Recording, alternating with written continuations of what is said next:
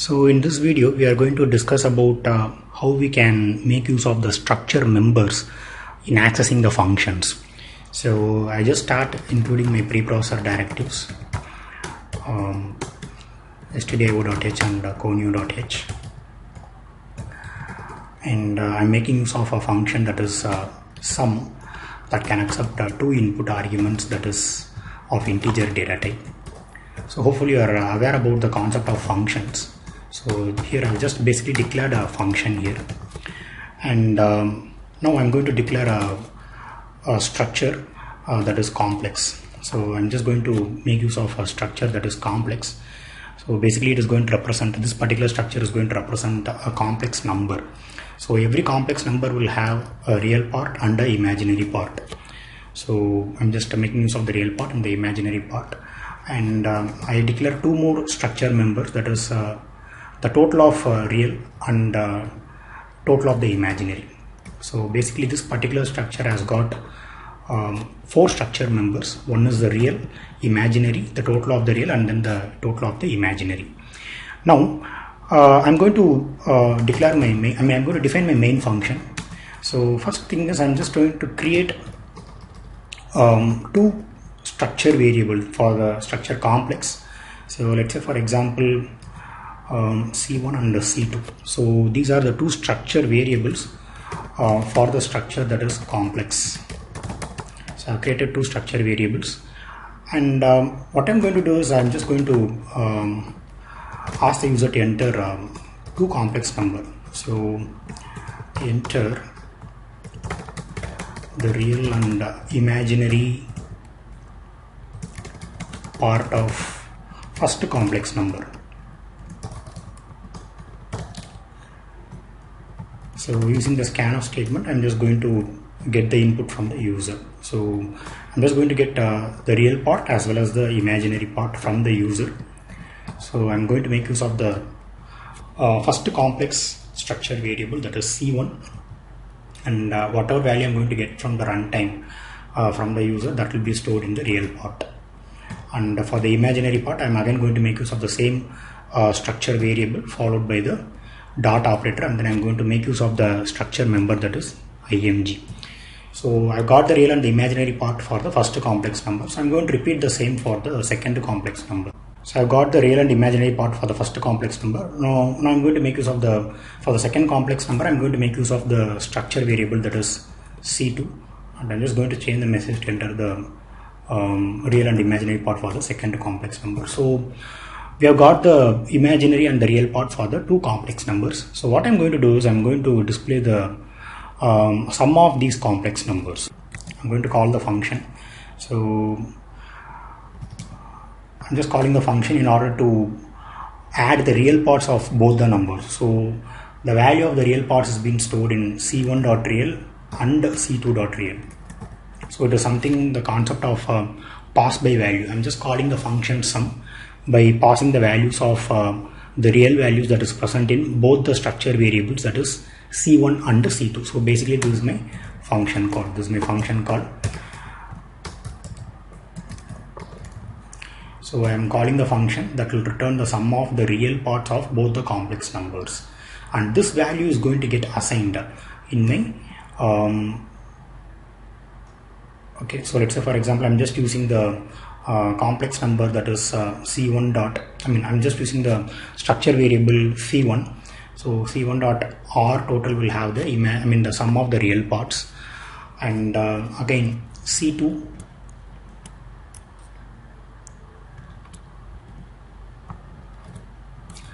so for the adding the imaginary parts, I'm going to make use of the structure member, that is img. That's img. So both the complex numbers imaginary part will be summed up, and that will be stored in the imaginary total. So every complex number, so it will have real part and the imaginary part. So both of these are getting summed up, and we are just storing it in the structure variable, that is real total and imaginary total. And now I'm going to print the values. I'm going to print the values. The structure, the sum of the complex numbers is percentage d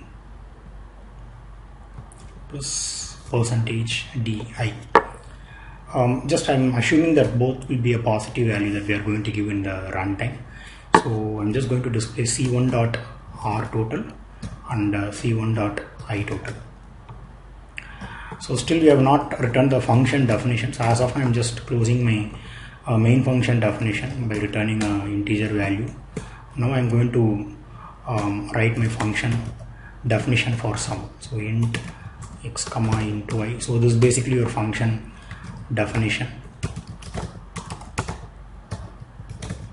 So this function is going to return me the sum of x and y. So this is my function definition. So basically once the function is getting called, I hope you are aware about the concept of functions. So in this particular statement we are making the function call. This is an assignment statement, and in that assignment statement first the right hand side will be processed. So the function call gets happen. So the value of c1.real and c2.real, that is the complex number 1 and complex number 2, the real values will be made a copy in the variables x and y. So if let's say for example I'm passing the value as 3 and 2. Here let's say for example I'm just passing the value as 3 and 2. So here I'm giving the values 3 and 2, and here I'm giving the values 2 and 3. So basically the real part will have the value that is 3 and 2, and here I'm giving the value that is 2 and 3. So the value of 3 and 2, the value of 3 and 2 will be made a copy in the function definition through the variable x and y. So the value of c1.real and c2.real will be made a copy in the function, that is in the function argument, that is x and y. So basically x and y are nothing but the formal arguments. They are the formal arguments or the formal parameters that will execute the operation. So the value of 5 will be returned. The value of 5 will be returned in this particular function call. So the value of 5 will be returned in this particular function call, and that will be stored in the variable that is c1.rtotal. So I'm just running this particular piece of code. So the real part I'm giving it as 3, and the imaginary part I'm giving it as 2 for the first complex number, and the real part I'm giving it as 2, and the imaginary part I'm giving it as 3 for the second complex number. So you can see the sum of the complex numbers is 5 plus 5i. So this is just a function call that we have done with the help of call by value.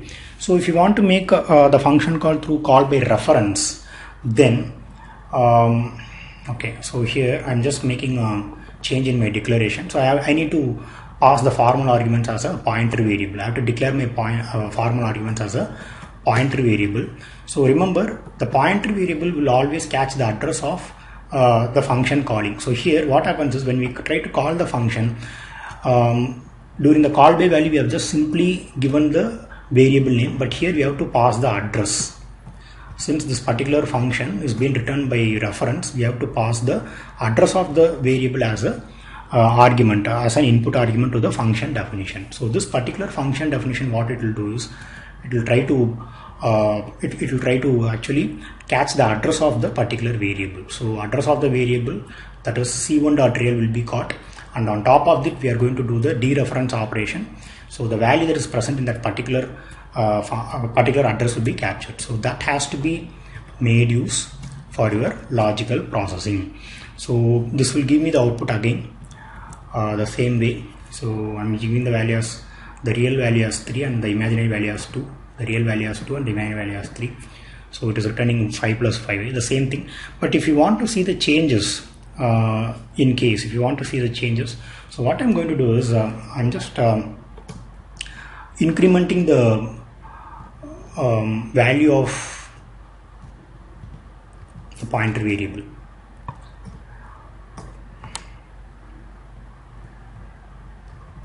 So I'm just doing a pre-increment operation.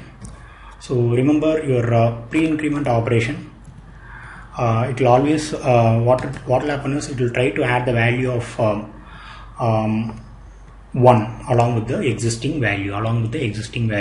So what happens here is whatever value is present in so basically this particular operation will have the precedence in such a way, like first it will try to retrieve the value that is present in the address of the variable. So star x is going to hold the address of the variable, and on top of it whatever value is being present, on that particular value we will be making the pre-increment operation. On that particular value we will be doing the pre-increment operation. So whatever real value is getting passed in this particular function call, it will be incremented by 1. So here if you see the sum of the complex numbers, you will be, so if I say for example I'm passing the same 3 and 2 at the beginning, I'm just passing the same 3 and 2 and 3 over here during the function calls. But what happens here is during the first function call, you have the value that is getting passed is 3 and 2. So the address of c1.real will be captured, and whatever value is present in the address of that c1, address of c1.real, it is having the value that is 3. So 3 will be getting incremented by 1, and it will have the value 4, and that value 4 will be assigned directly in that particular memory location. So if you want to see the changes, so here let's say for example I'm just writing another printf statement.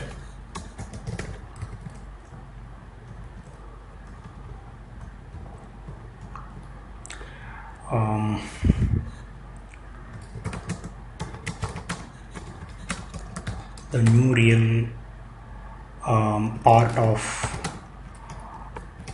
first complex number. So that will be my c1 dot real, and I'm just going to make use of the same statement to see the new real part of the second complex number. So the same applies for your imaginary as well.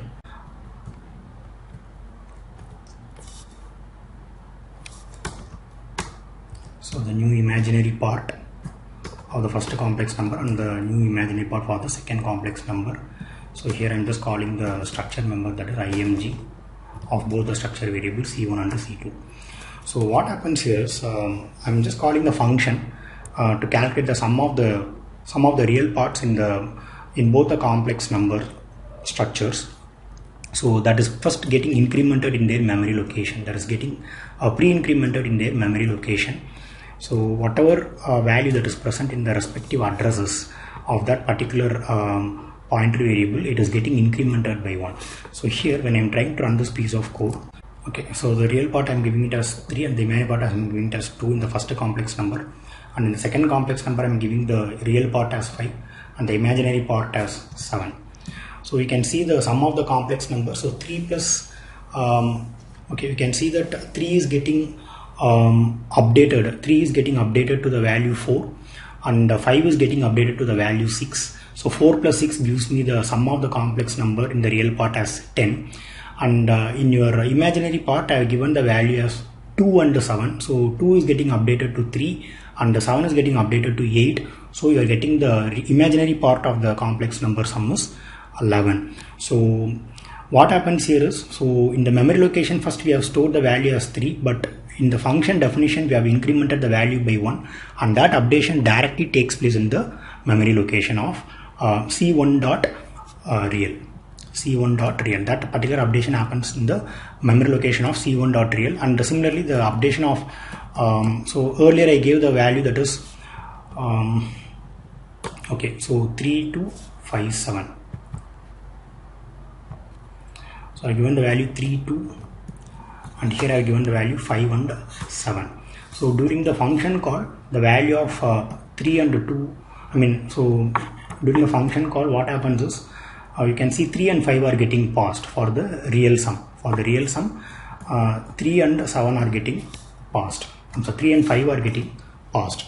So 3 becomes incremented by 1, so that becomes 4, and 5 becomes incremented by 1, so the value becomes 6. So you are getting the value that is 10 at the end. And similarly what happens is in the second function call we are passing the value that is 2 and 7. So 2 is getting incremented by 1, so 2 is getting passed, so the value becomes 3 here, and here we pass the value that is 7 plus 1 becomes 8, so the value becomes 11. So that is where we are able to see in the output that is 10 plus 11i. So the value of 10 and 11 are being returned during the respective function calls. In the respective function calls, we are able to see that 10 is getting returned for the first function call and the 11 is getting returned for the second function call. So c1.iot becomes 11 and c1.rtot becomes 10. So this is just a simple example for your function call by value and function call by reference, where we have made use of the structure members that is getting passed during the function calls. So both by value and both by reference. So if you have any queries related to this particular video, you can post the questions in the comment section. Thank you for watching this video.